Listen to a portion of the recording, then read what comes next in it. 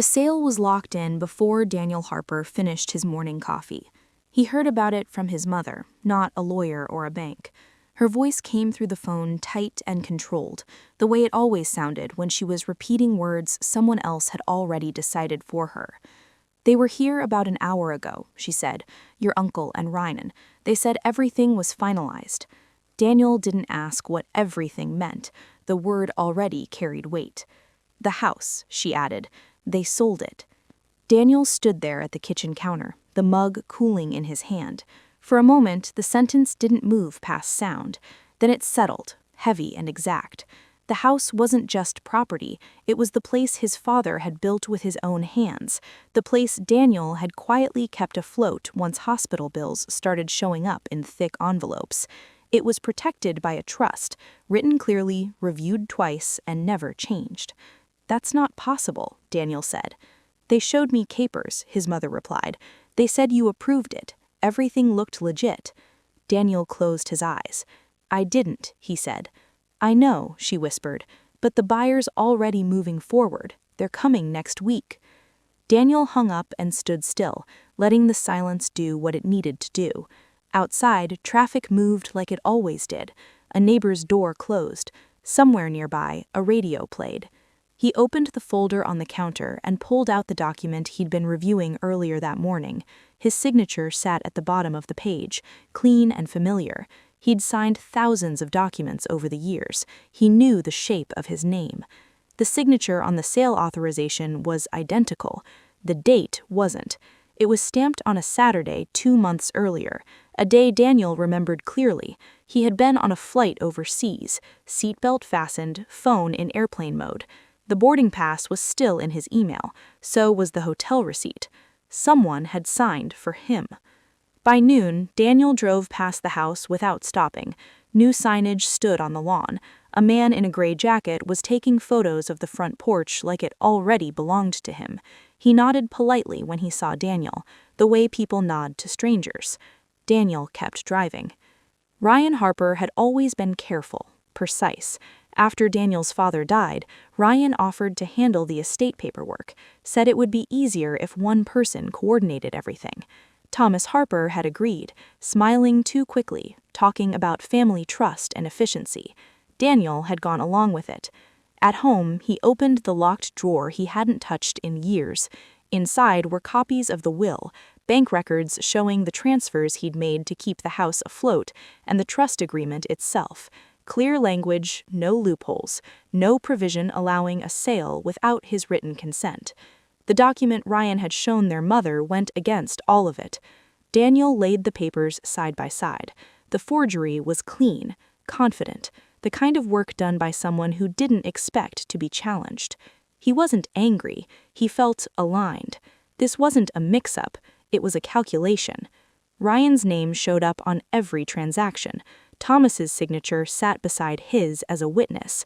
The buyer's company was already moving fast, scheduling inspections and lining things up. They thought it was over. Daniel put the documents back in the drawer and locked it. He didn't call his cousin. He didn't drive back to confront anyone. He opened his laptop instead and started backing everything up, one file at a time. When strangers betray you, you brace yourself. When family does it, you prepare evidence. By nightfall, Daniel knew exactly what had been taken from him, and exactly how he would take it back. Daniel didn't sleep much that night, but not because he was restless. He slept in short, deliberate stretches, waking to check details instead of replay moments. By morning, what had happened felt fixed, like a map that no longer shifted when he looked at it. He spent the day gathering records without drawing attention. Phone bills, travel confirmations, old emails saved to a local archive. The trust documents were already scanned, but he scanned them again anyway, marking dates and clauses. The language was clear. No sale without Daniel's written consent, no authority granted to anyone else. The forged authorization violated every part of it. As he worked, something else became clear. Ryan hadn't just forged the signature, he'd planned for scrutiny.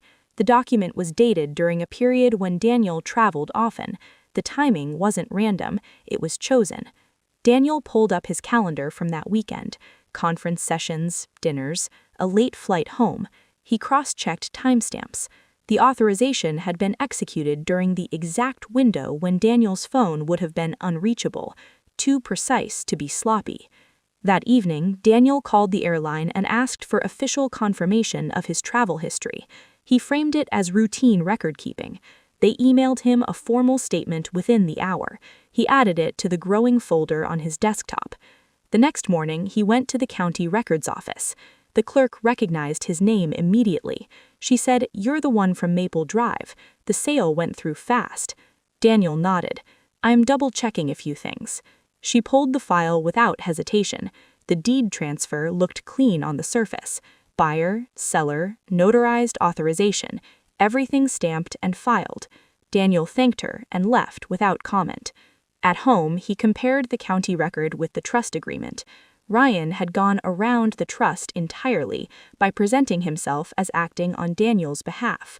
The clerk hadn't questioned it because the paperwork didn't invite questions. Trust, Daniel realized, was often mistaken for certainty. He made one phone call that afternoon. Laura Bennett answered on the second ring. She listened while Daniel explained, asked him to send the documents, and said she'd call back shortly. She did, 20 minutes later. "This isn't even close to a gray area," she said. "The signature's forged, and the trust was ignored. The buyer assumed no one would challenge it." "What happens if I do?" Daniel asked. "The sale gets put on hold, then it rolls back quietly if we handle it right."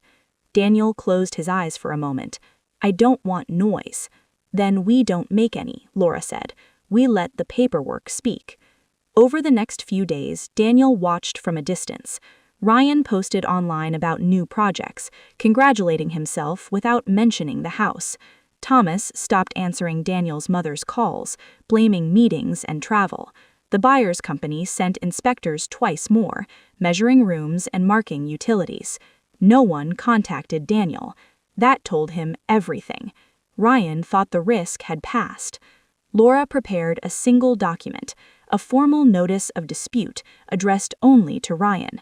It laid out the trust terms, the forged authorization, and Daniel's verified travel records.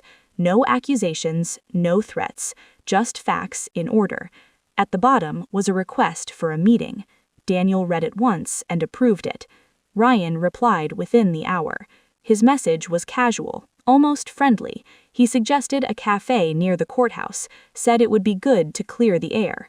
Daniel agreed. The balance had shifted. Ryan just didn't see it yet. The cafe sat across the street from the courthouse, all glass and polished wood. Daniel arrived early and took a seat near the window. He ordered coffee he didn't plan to drink and watched people move in and out of the building across the street with folders tucked under their arms. Ryan arrived 10 minutes late, smiling like the delay didn't matter. "Daniel," he said, "glad you reached out." Daniel nodded. "I wanted clarity." Ryan waved a hand. "Things got rushed. That happens." They exchanged a few neutral lines about traffic and schedules. Ryan filled the silence easily, the way he always had.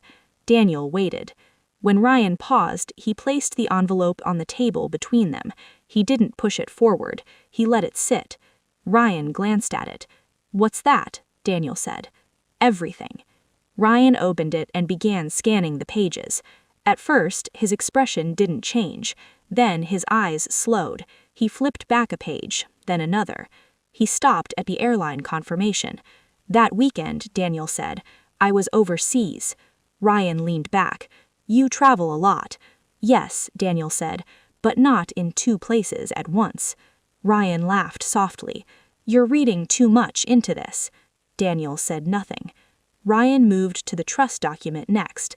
He read it more carefully now, jaw tightening when he reached the consent clause. "You were going to sell eventually," Ryan said. "We just moved the timeline up."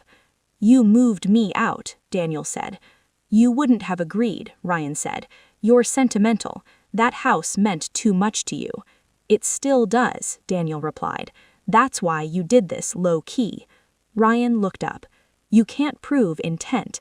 Daniel nodded. "I don't need to." Ryan's eyes flicked to the courthouse, then back to the papers. "What do you want?"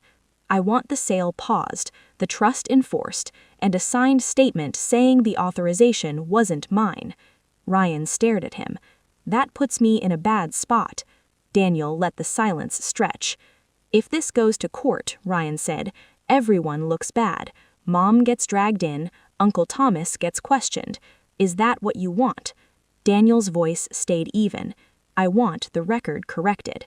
Ryan searched his face for anger, for hesitation. He found none.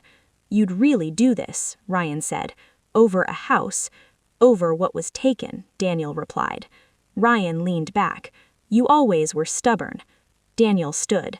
"You've got until the end of the week." Ryan scoffed. "Or what?"